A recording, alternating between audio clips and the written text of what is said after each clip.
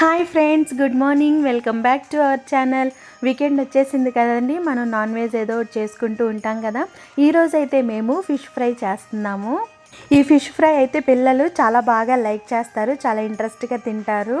So ఏమాత్రం late చేయకుండా process అయితే స్టార్ట్ చేసేద్దాము. ఈరోజు అయితే మేము 3 kgs ఫిష్ ఇలా ముక్కలుగా కట్ చేయించుకొచ్చారు.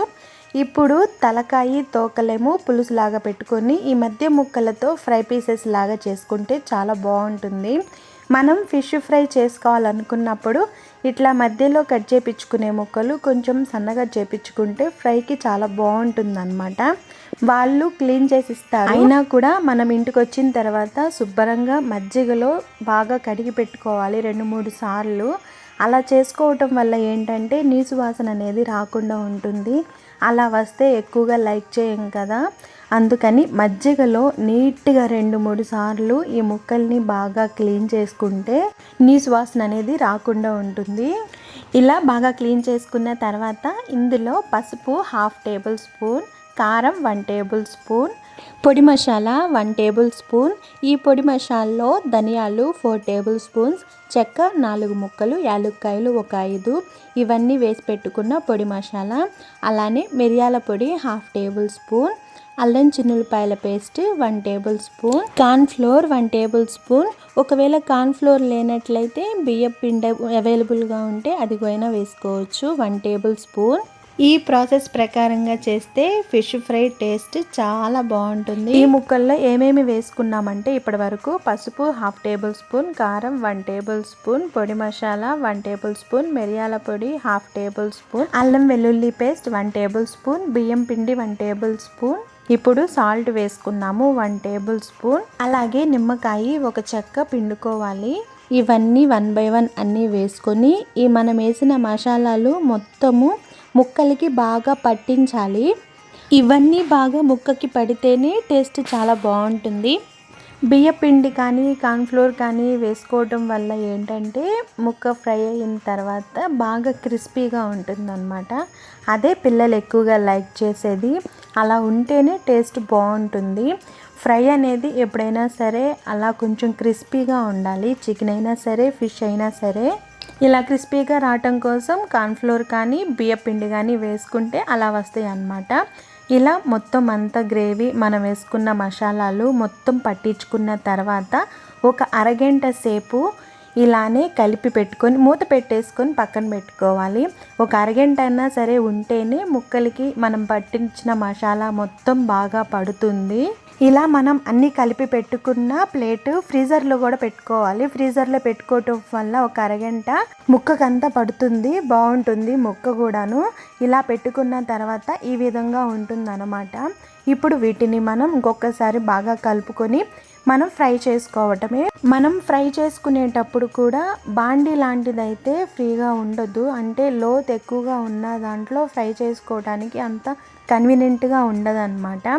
వెడల్పాటిది ఫ్లాట్గా ఉన్న ప్యాన్ అయితే మనం ఈ ముక్కల్ని ఫ్రై చేసుకోవడానికి బాగుంటుంది. వీడియోలో చూస్తున్నారు కదా, ఇలాంటిదైతే బాగుంటుంది అన్నమాట మనం ఫ్రై చేసుకోవడానికి. బాండీ అయితే కొంచెం గుంటగా ఉంటుంది కాబట్టి అంత కన్వీనియంట్గా ఉండదు. సో ఇలా ఫ్లాట్గా ఉన్న దాంట్లో అయితే ఫ్రై చేసుకోవడానికి బాగుంటుంది. అలానే ఆయిల్ కూడా చూసి వేసుకోవాలి, అంటే ఎక్కువగా వేసుకోకూడదు. ఎందుకంటే మనం ఈ ఫిష్ ఫ్రైకి యూస్ చేసిన ఆయిల్ ఉంటుంది కదా, అది నెక్స్ట్ మళ్ళీ వాడమన్నమాట. అందుకని ముందుగా ఆయిల్ వేసుకునేటప్పుడు కొంచెమే వేసుకోవాలి. ఆయిల్ కొంచెం హీట్ అయిన తర్వాత సరిపోను ముక్కలు వేసుకోవాలి. ముందుగా అన్నీ వేసేసుకుంటే అంతా ఈవెన్గా ఫ్రై అవ్వదు. సుమారుగా ఒక 2 పీసెస్ వరకు అట్లా వేసుకున్నాము. ఒకవేళ కొంచెం చిన్న చేప ముక్కలైతే 3 వరకు అయినా సరే వేసుకోవచ్చు. ఇలా ఒక సైడు ఫ్రై అయిన తర్వాత రెండో వైపుకి కూడా టర్న్ చేసుకొని 2 సైడ్స్ ఈవెన్గా ఫ్రై చేసుకోవాలి. లైట్ గోల్డెన్ కలర్ వచ్చేంత వరకు ఫ్రై చేసుకోవాలి. ఓన్లీ మీడియం ఫ్లేమ్లో పెట్టుకొని మాత్రమే ఫ్రై చేసుకోవాలి. హై ఫ్లేమ్ పెట్టేసుకుంటే పైనంతా బ్లాక్గా వస్తుంది, లోపలేమో ముక్క సరిగ్గా ఉడకదు. అందుకని మీడియం ఫ్లేమ్లో పెట్టుకొని మాత్రమే చక్కగా ఈవెన్గా 2 వైపులన బాగా ఫ్రై అయ్యేలాగా మనం ఫ్రై చేసుకోవాలి. ఇలా ఒక్కసారి చేసి పెట్టండి, పిల్లలు అసలు ఎప్పుడు ఇలానే కావాలని చెప్పేసి అడుగుతారు. కొంచెం క్రంచీగా క్రిస్పీగా చాలా బాగా వస్తాయి. సేమ్ ఇదే విధంగా మనం ఇంకొన్ని ముక్కలు ఉన్నాయి కదా, కొంచెం కలిపి పెట్టుకున్నాం కదా, మసాలాలన్నీ పట్టించి పెట్టుకున్నాం కదా, అలా పట్టించుకున్న మిగిలిన ముక్కలు కూడా ఇదే పద్ధతిలో వేసుకోవటమే. ఇలా అన్నీ ఫ్రై చేసుకొని పెట్టుకోవాలి. నాన్ వెజ్ తినే వాటిల్లో ఎక్కువగా మనం చూసుకున్నట్లయితే మనకి ఫిష్ అనేది ది బెస్ట్గా చెప్పచ్చు. దీనివల్ల చాలా హెల్త్ బెనిఫిట్స్ కూడా ఉన్నాయన్నమాట. మనకు ఆల్రెడీ తెలుసు కదా, చాలామందికి ఈ చేపల్లో ఒమేగా 3 అనేది ఉంటుంది, ఫ్యాటీ యాసిడ్స్. అవి మన హెల్త్కి చాలా మంచిదన్నమాట. అప్పుడప్పుడు పిల్లలకి కూడా పెడుతూ ఉండాలి. కంటి చూపు అనేది కూడా మెరుగుపడుతూ ఉంటుంది. వారానికి ఒక రోజు కానీ లేకుంటే 15 డేస్కి ఒక రోజు కానీ అలా చేసుకుంటూ ఉంటే పిల్లలకైనా సరే పెద్దవాళ్ళకైనా సరే చాలా హెల్త్కి మంచిది.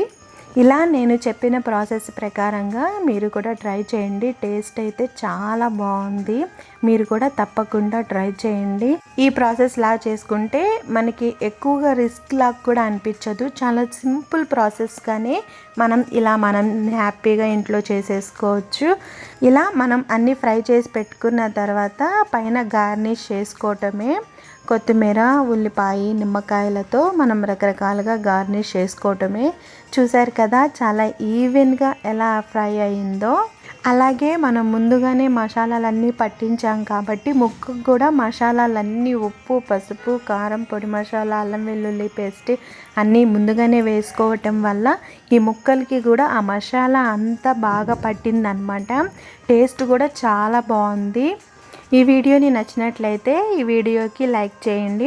అలానే ఈ వీడియో మన ఫ్రెండ్స్కి కానీ ఫ్యామిలీ మెంబర్స్కి కానీ ఎవరికైనా సరే హెల్ప్ అవుతుంది అనుకున్నట్లయితే వీడియోని షేర్ చేయండి. అలాగే మన ఛానల్లో tasty and healthy recipes upload చేశాను. Please visit our channel for more interesting variety videos. మీరు ఈ రెసిపీని ట్రై చేసి మీకు ఎలా వచ్చిందో కామెంట్ సెక్షన్లో నాతో షేర్ చేసుకోండి. Thank you friends. Thank you for watching this video.